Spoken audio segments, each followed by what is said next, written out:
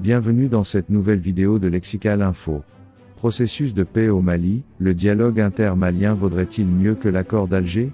N'oubliez pas de vous abonner juste en bas de cette vidéo.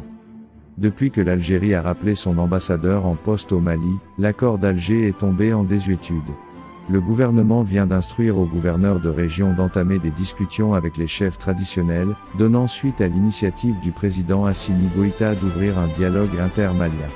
Pour rappel, le colonel Goïta a annoncé dans son discours du Nouvel An l'ouverture d'un dialogue entre les Maliens pour consolider la cohésion et le vivre ensemble.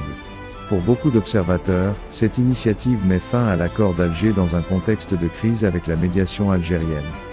Suite à l'annonce du président, le ministre de l'administration territoriale vient d'inviter les gouverneurs de région à entamer des discussions avec les légitimités traditionnelles.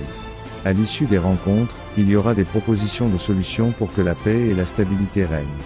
Il s'agit en effet d'une nationalisation du processus de paix. L'accord d'Alger est en effet compromis. Bamako aussi a répondu de la même manière, créant une crise diplomatique entre les deux pays. Alger voulait remettre en selle les séparatistes de Kidal qui ont pour la plupart trouvé refuge en Algérie après des mois de lutte visant à empêcher l'armée malienne d'occuper les bases militaires de la MINUSMA.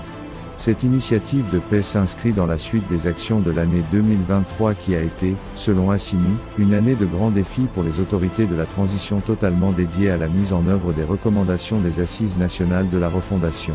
Il y a des réformes en cours dans tous les domaines, particulièrement dans les secteurs de la justice, de la santé, de l'économie et des mines.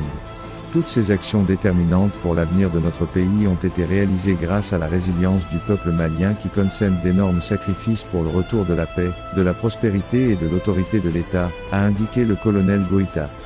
Concernant le processus de paix, le président de la transition indique que l'unité nationale et le vivre ensemble constituant le socle sur lequel nous devrions bâtir toutes les actions pérennes de développement. Pour lui, le Mali traverse une étape particulière de son avancée vers la paix, la sécurité et le développement. C'est pourquoi, capitalisant les avancées réalisées dans le cadre du processus de paix, et tirant les enseignements des défis qui subsistent, il a pris l'option de privilégier l'appropriation nationale du processus de paix, en donnant toutes ses chances à un dialogue direct inter-malien pour la paix. Merci pour votre aimable attention et n'oubliez pas d'activer la cloche de notification pour recevoir les prochaines informations. Merci.